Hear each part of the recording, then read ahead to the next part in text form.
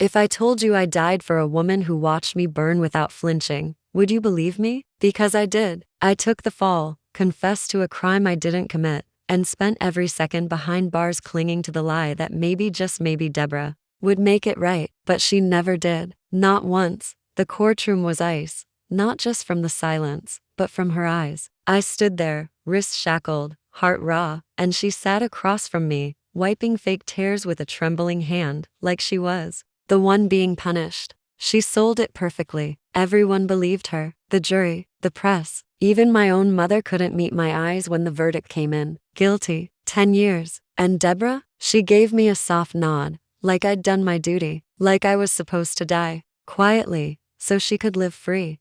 I remember the moment the cell door slammed. It echoed like a funeral bell. I had no voice, no justice, just the memory of her perfume still lingering on my skin. She kissed me that morning, hours before the cops knocked on my door, told me she loved me, told me we'd be together forever. I didn't realize she meant I'd be buried alive, and she'd be dancing on my grave. They say prison changes a man. That's true, but it doesn't break everyone. Some of us sharpen, harden, learn. I spent those years watching, listening, building a new kind of strength. I kept my rage folded like a knife in my back pocket. I studied law in that cage, not for a degree, for revenge.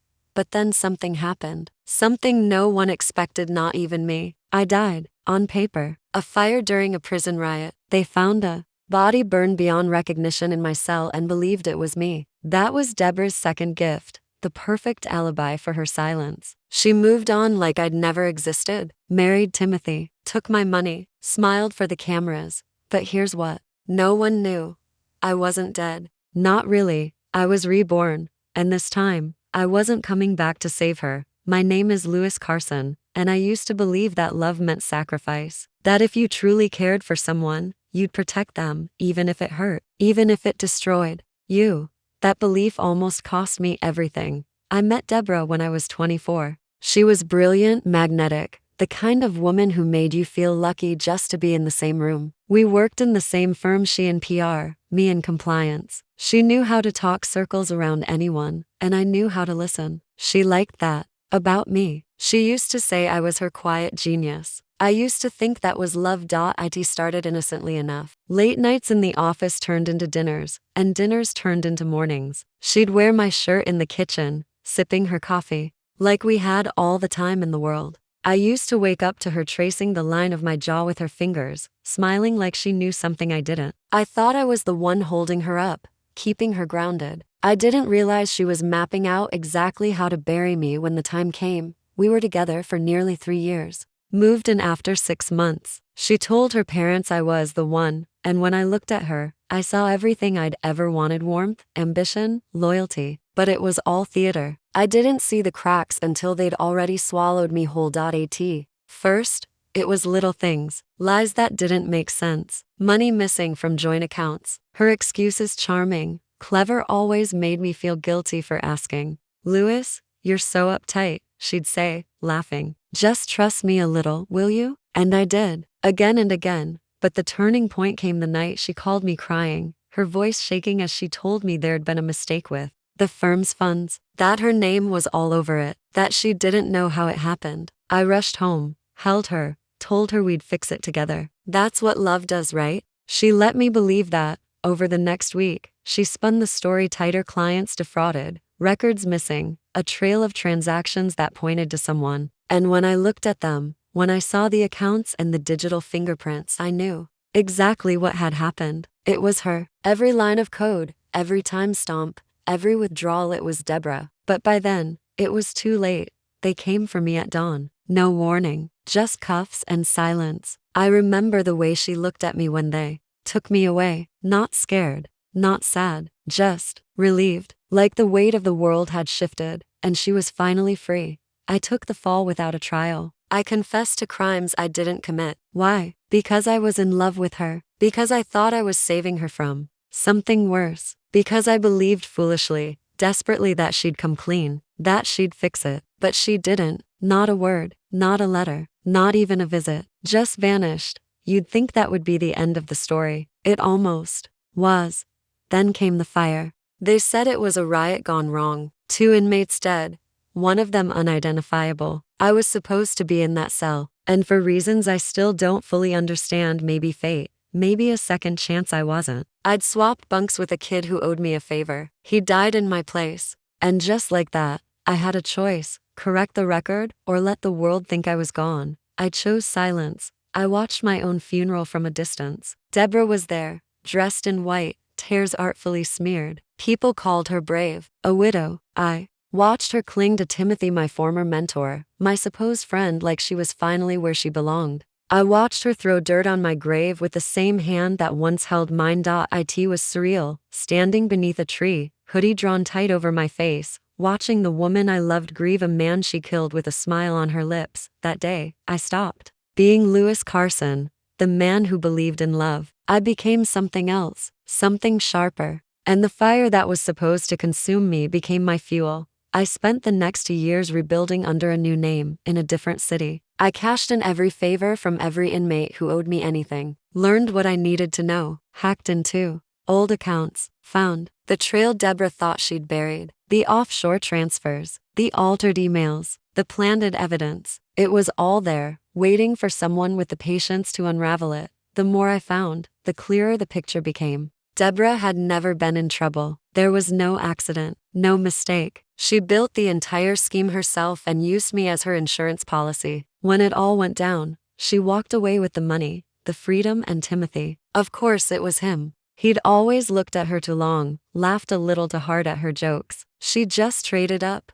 But I wasn't angry anymore. Not the way I used to be. I wasn't looking for justice. I was looking for balance. A chance to give her exactly what she gave me. No warnings, no mercy, just the quiet, cold hand of consequence. And Ruth, well, she came later. But not by accident. Ruth was the kind of woman most people didn't notice at first. She wasn't flashy like Deborah or sharp-tongued like the women Timothy surrounded himself with. But that was her strength. She moved through rooms quietly, listening, more than she spoke, her eyes always scanning, absorbing. She was Deborah's assistant, her shadow. And in a life built on secrets, shadows always knew the truth. I didn't approach Ruth as Lewis Carson. That man was dead. I became Daniel Reed, a discreet investor interested in tech startups and PR mergers, the same kind of fields Deborah had her hands in. I met Ruth at a corporate networking event where Deborah was the keynote speaker, standing on stage like she hadn't shattered a man's life and walked away clean. Her words were perfect, her smile warm, her posture poised. No one in that room knew they were applauding a woman who'd stolen millions and framed the man who loved her. But Ruth clapped a second too late. Her smile didn't reach her eyes. And when I introduced myself, she hesitated just slightly. That's how I knew. Over the next few weeks, I started showing up more. Not to Deborah, never to her, always to Ruth. I asked questions that seemed harmless, praised her work ethic, noticed when she stayed late, when her emails came in at a.m. I was building something with her, not a relationship, a pipeline. Ruth was smart. She didn't trust easily, but she was tired of being overworked, underpaid, invisible. And as she got comfortable with me, little pieces started slipping out. Deborah isn't who she pretends to be, she said once, late at night over coffee after a conference. She has people fooled. But if you knew the things I've seen, I didn't press. I just listened. And I let the silence do the work. Because silence makes people fill space with truth. Soon Ruth was sharing emails, documents, scheduling details. Not outright betrayals, just cracks in the surface. But cracks were all I needed. I pieced together timelines that didn't align, meetings that couldn't have happened, transfers routed through third-party shells, all under Deborah's name, all with Ruth's initials tucked in as the witness. And then came the file. She didn't mean to give it to me, not directly. It was a printed document she left on the table when she went to take a call. It was part of a presentation, innocent on its face, but at the bottom, in the fine print, was a signature I recognized. Mine, from a document I never signed. Deborah had reused the digital copy. Carelessly, arrogantly, I stared at that page like it was a confession. When Ruth returned, I handed it back, expression neutral. But inside, I was shaking. This wasn't just fraud. It was proof. Later that week, I watched from across the street as Ruth stood outside Deborah's penthouse suite, pacing and whispering into her phone. Her words were tense, her face pale. I couldn't hear what she said, but I could guess. She'd seen enough. She knew too much. And if there's one thing Deborah couldn't afford, it was someone who knew too much. The next day, Ruth was gone, officially. She took a leave of absence. Mental health, they said. Corporate HR jargon wrapped in sympathy. But I knew better. Deborah had cut her loose, silenced her. I called Ruth's number. Disconnected. I reached out through encrypted email. No reply. She vanished like a ghost. And just like that, I was alone again. But this time, I wasn't panicking. I was focused. Because now I had what I needed. Not just the document. Not just the access. I had the motive. Deborah was hiding something again. Not just from the world. From Timothy. From her new investors. From the press who fawned over her every move. And I was going to rip the mask off, piece by piece. But then something happened that made the ground shift beneath me. I found out she was pregnant, or at least, she said she was. It was in a social media post. A glowing photo of Deborah and Timothy at a gala, her hand resting on her stomach. The caption simple: a new chapter begins. Everyone cheered, everyone believed it, but I didn't, because I knew Deborah. And Deborah never created unless it served a purpose. It wasn't about love. It wasn't about legacy. It was about protection. A child made her untouchable. It bought her sympathy, bought her silence, bought her more time.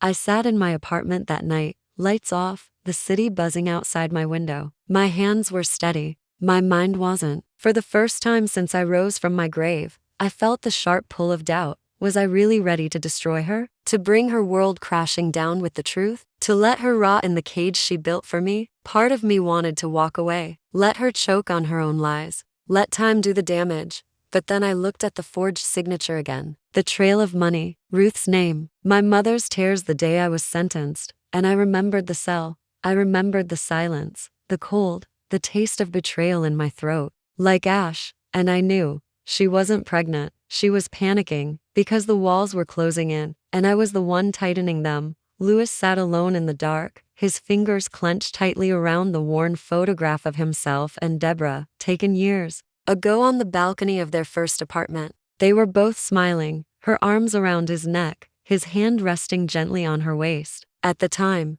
he'd thought they were building a future. Now, the image made his stomach turn. He couldn't sleep, not that he tried much anymore. Every time he closed his eyes, the prison walls came back. The metallic slam of the cell door, the endless silence, the faces of men who had given up long before they arrived. He would lie awake staring at cracks in the ceiling, wondering how many other lives Deborah had stepped on to get ahead. Anger came in waves. Sometimes it was sharp and immediate, flaring through his chest like a blade drawn across old wounds. Other times, it was slow and simmering, an ache in the center of his chest that never really went away. But underneath the rage, beneath the quiet calculation, was something more dangerous. Doubt. He kept asking himself the same questions. What if she's not faking the pregnancy? What if taking her down hurts the child? What if I'm becoming the very thing I swore to fight? Louis had always seen himself as a protector, someone who stood between people he loved and the worst of the world. But now,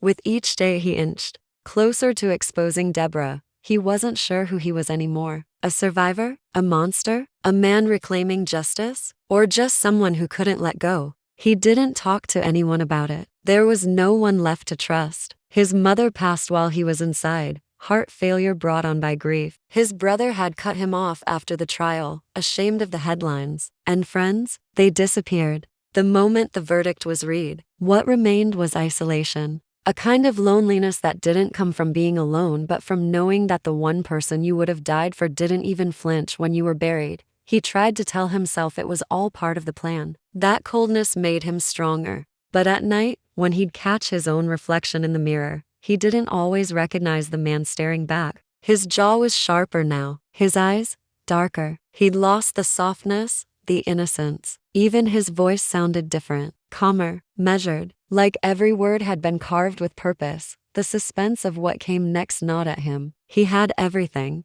Lined up documents, transfers, recorded calls, financial trails, but timing was everything. If he moved too fast, Deborah could spin the narrative. If he moved too slow, she might disappear again, vanish with Timothy into another country under another name. The way she vanished from his life without a trace. And then there was Liam. He hadn't expected to care, Liam was Timothy's son from a previous marriage, barely 9 years old, quiet, curious, always sketching in a notebook. Lewis had bumped into him once an accident outside a bookstore where Deborah was doing a charity appearance. The boy had dropped his sketchbook. Lewis had bent down to hand it back, and their eyes met for only a second, but it wrecked him, because Liam reminded him of himself, back when he believed in things like family, back when he thought love was real and permanent. And for a moment, standing on that sidewalk, holding the corner of that sketchbook, he thought, is he safe with her? With them? And then Deborah came out of the store, sunglasses on, laughing into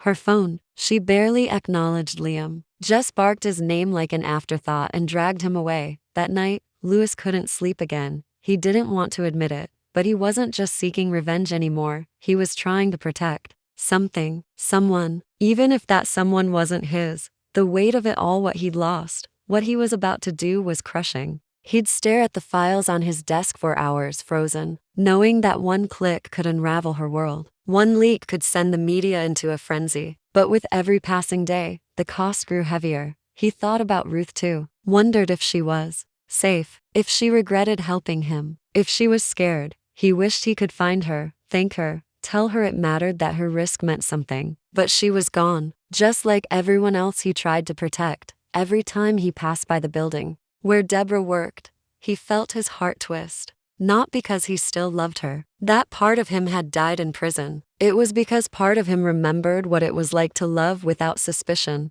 to believe in someone completely, to hand them your heart and never imagine they'd set it on fire and watch it burn from a distance. And now, all of that emotion was wrapped up in one question: what happens after this? He had no answer.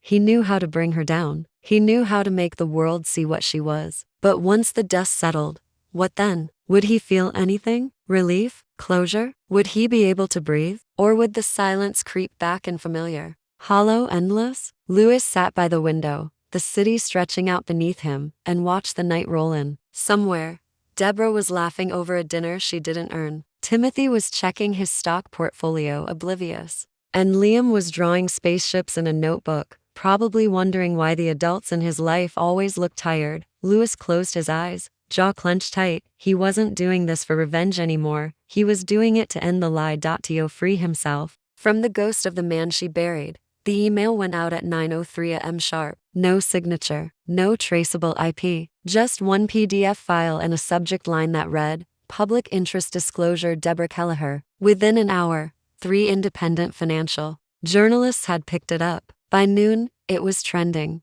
The leaked document wasn't the full story, just enough. A wire transfer of $2.3 million to an offshore account under a false name. The name matched an alias Deborah used in one of the shell companies I had traced months ago. The amount was large enough to raise flags, small enough to cast doubt. The media pounced on it like wolves on blood. By the time Deborah's PR team scrambled a statement, some half-baked story about routine asset movement, the questions had already reached her investors. A few of them started pulling out. One even demanded a forensic audit. It should have been satisfying. It should have felt like the first real blow. But that was the day Ruth called me. I almost didn't pick up. The number was unfamiliar, but something told me to answer. Her voice was low, shaky. Lewis? I hadn't heard my real name spoken with care in years. I felt it like a punch to the chest. I don't have much time, she whispered. They found me. I stood up so fast the chair slammed into the wall. Are you safe? No. I don't know. I've been followed. I left town after I saw what you sent out. But someone came to my sister's house asking questions. Not police. Someone else. Deborah? I asked, jaw tight. I don't know. But listen to me. There's something you don't know. Something I didn't realize until after I left. I went quiet, my pulse hammering. She didn't just frame you, Ruth said. She planted evidence on someone else too. Timothy. What are you talking about? She's been siphoning money through his accounts without his knowledge, using his credentials. If this blows up, he goes down with her. The room started spinning. But he's her husband, I said. Why would she? Because he's worth more to her ruin than standing. Ruth's words hit like ice water. I had spent years sharpening my blade for Deborah, but I had never once considered that Timothy wasn't in on it. That maybe he was just another pawn like I had been. She's planning an exit, Ruth continued. I found emails. She's meeting with a private wealth advisor under a different name. She's preparing to disappear. Again, a heavy silence settled between us. If you wait too long, Ruth said, she'll be gone. And this time you won't find her. I hung up without saying goodbye. My thoughts were a storm. It wasn't just about justice anymore. It was a race against time. Deborah was making her final move, the same one she pulled years ago: clean escape, stolen funds, and a broken man left behind. Only this time, it wouldn't be me. It would be Timothy. And Liam, the boy who didn't know the woman raising him was capable of erasing people. I stared at my laptop, the next folder ready to send emails, bank logs, identity switches. But suddenly, a wave of hesitation hit me. If I sent this, Timothy would go down too. His name was on some of those transfers. He'd be implicated, his career gone, his custody of Liam destroyed. Deborah would vanish, and the wreckage would land on the last man still trying to believe in her. Just like it landed on me, my chest ached. For Liam, for Ruth, for who I used to be before prison turned my hope into calculation. And for the first time since my rebirth, I asked myself something I never had. Was revenge still justice if it turned me into her? It was raining that evening, sharp, clean rain that hit the pavement like judgment. The city shimmered under the streetlights, silver streaks washing over everything. Louis sat in the back of a cab 2 blocks away from the penthouse where it had all begun. The same place. Deborah had once handed him a glass of red wine and whispered, "We're untouchable." He watched the building through the window as headlights danced across its mirrored surface. Upstairs, Deborah and Timothy were hosting a private investor dinner. The perfect distraction, the perfect storm. Ruth had sent the final piece hours earlier. It was a video file, grainy, time-stamped. Security footage from a server room Deborah had forgotten about. It showed her slipping into an office alone late at night, using Timothy's badge, and plugging in a small device that mirrored his data onto an external drive. Clear, undeniable. Louis had everything. But that wasn't the climax. It came when he picked up Liam from soccer practice. Liam hadn't expected him. He blinked when Louis showed up under the awning, his backpack slung over one shoulder, his hair damp from the drizzle. "Hey," Louis said quietly, holding out an umbrella. "Your dad asked me to grab you." Liam hesitated, then nodded. "He's not answering his phone." They walked in silence for a few blocks, the umbrella between them. Liam's footsteps were light. He kept glancing sideways, like something was tugging at him from the inside. "Is it true?" he asked suddenly. "What I saw online. About Deborah." Louis didn't answer right away. "I know you know," Liam said, his voice barely above the rain. "I've seen you watching her. I've seen the way she looks at you, when she doesn't think anyone's paying attention." Louis exhaled slowly. "You already know the answer." Liam's face tightened. "Then why hasn't anyone done anything?" "Because sometimes when people like Deborah fall, they take everyone with them." Liam stopped walking. His hands were in his pockets, but Louis could see them trembling. "She's been lying to me my whole life," he said. Louis didn't try to comfort him. Truth like that had to settle in. It had to hurt before it could heal. "I'm sorry," Louis said instead. "For all of it." Liam looked up at him. "Why are you here?" And there it was.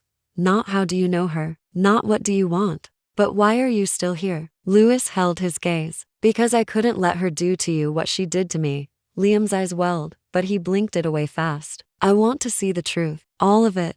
Louis hesitated, then reached into his coat and handed him a small flash drive. "When you're ready." They walked the rest of the way without speaking. Liam didn't say goodbye, but he didn't give the flash drive back either. Later that night, Louis stood in the hallway outside the penthouse. He could hear muffled laughter, glasses clinking, the rise and fall of Deborah's voice as she charmed another table full of strangers. Timothy stepped out onto the balcony for a call. Louis watched him from the shadows, his posture tense, his voice tight. The man was unraveling, even if he didn't know why. Louis didn't need to confront him. Not yet. He rang the bell, a beat, then another, and then Deborah opened the door. She was stunning, as always. Red lips, black dress, barefoot, a perfect contrast of poise and intimacy. For a moment, her eyes didn't register who stood in front of her. But when they did, her smile flickered. "Louis." He tilted his head, surprised.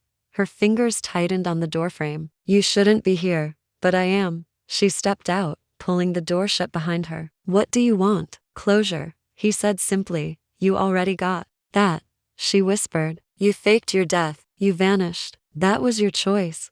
Lewis didn't flinch. And you married the man who took my place. That was yours. She folded her arms, the mask slipping back on. What's your endgame? I thought it was revenge, he said. But now, I think it's truth. Deborah laughed softly, like he'd told a sad joke. No one cares about the truth, Lewis. They care about perception, optics, headlines, and I own all of those. Not tonight. She narrowed her eyes. What did you do? Lewis reached into his pocket and pulled out the second flash drive. Everything's on here. The forged signatures, the transfers, the mirrored data you stole using Timothy's badge. Her confidence cracked just slightly. I'm going to give this to him, Lewis said. And to the auditors. And to the DA. You're finished. She took a step closer. You think they'll believe a dead man? They won't need to, he said calmly. Liam will. Deborah blinked. I told him, Lewis said. He's seen the files. And he'll tell Timothy. Deborah shook her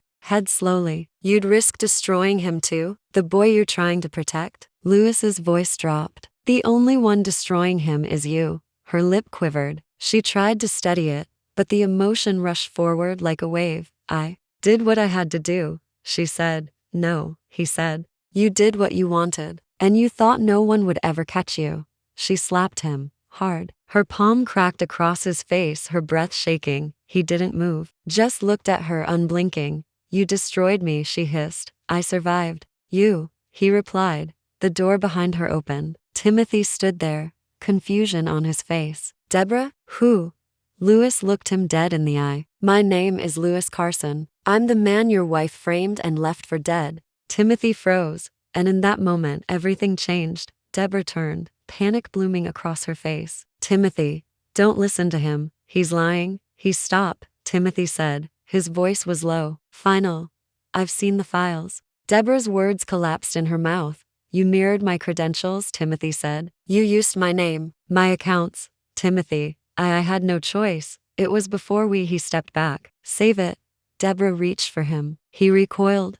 I'll call the lawyers, he said. Then without another word, he turned and walked inside. Deborah stared at the open door. Then she looked at Lewis. Her face was empty, not rage, not fear, just silence. She stepped back into the apartment and shut the door without a sound. Lewis stood in the hallway, the rain dripping from his coat, the flash drive still in his hand. He didn't feel triumph. He didn't feel anything. Not yet. But maybe, just maybe, he was one step closer to peace. The headlines broke the next morning, splashed across every major outlet in the country. Deborah Kelleher under federal investigation for multi-million-dollar fraud. Photos of her leaving the penthouse in silence, her eyes hidden behind dark glasses, were everywhere. Her name, once a symbol of polished success, was now a cautionary tale wrapped in scandal. Lewis watched it all unfold from a distance. He didn't gloat. He didn't toast champagne or scream victory into the night. He simply sat at his apartment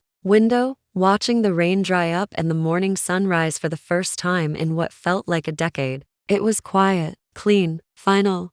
Timothy had acted swiftly. Within 48 hours of their confrontation, he filed for divorce, issued a public statement separating himself from Deborah's actions, and surrendered full access of their shared finances to the investigation. More than that, he'd taken Liam and left the penthouse for good. The media praised his decisive move, spinning him as the unknowing husband who'd been dragged into a web of deceit. Lewis didn't care what they believed. He only cared about one thing, Liam. He hadn't heard from him since the confrontation. No texts, no calls. He hadn't expected any. The boy had just watched the world around him crack open, his second father humiliated, his home exposed as a fraud, and the woman he called mother revealed as a fraud. Lewis remembered that kind of silence. It was the same silence that followed the prison gates slamming behind him. Heavy, endless. He waited. Then, 3 days after the story broke, there was a knock on his door. Lewis opened it slowly. Liam stood there, holding the flash drive Lewis had given him.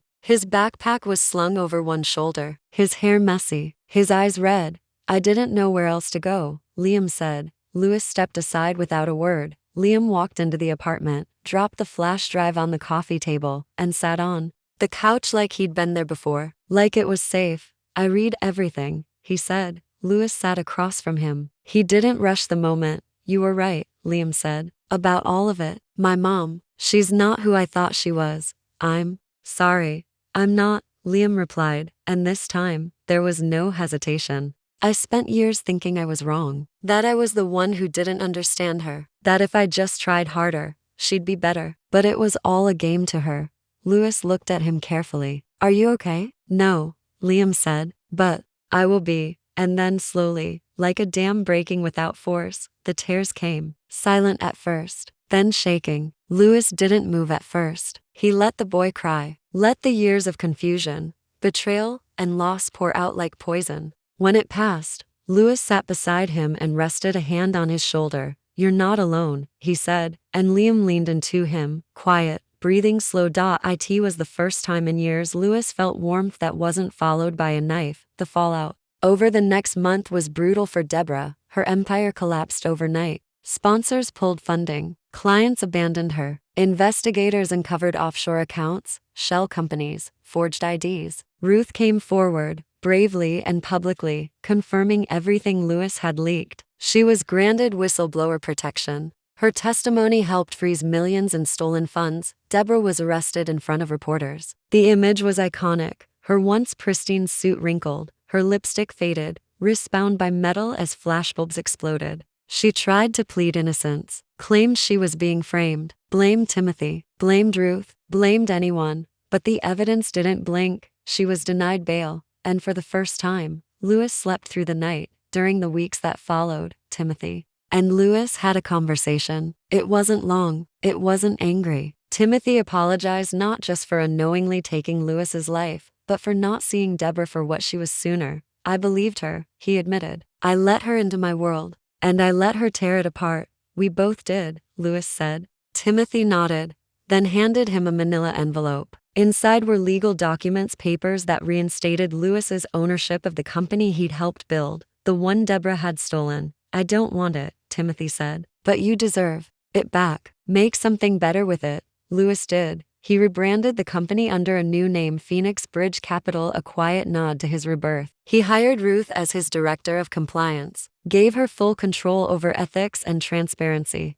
She built a team from scratch, people who had also been burned, silenced, overlooked. It wasn't about profit anymore. It was about proving that good people could still lead, that truth could still win. As for Liam, Louis didn't push. He let the boy come to him. They started small lunches, soccer practice, science fairs. Liam would share sketches with him, talk about robotics, ask about space. Sometimes he asked about prison, about what it was like to lose everything. Louis always answered honestly, and one night, as they walked through the city, Liam said, I want to build things that last. Like you.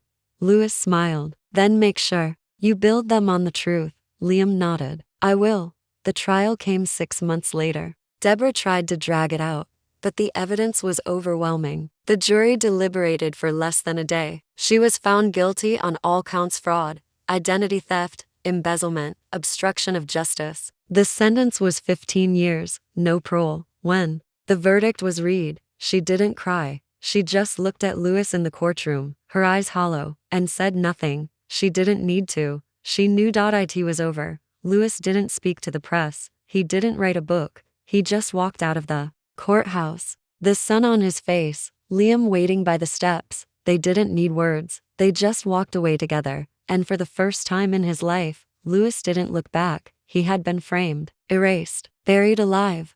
And now, he was the man who rose, not for revenge, but for something bigger: justice, truth, and the future walking quietly beside him.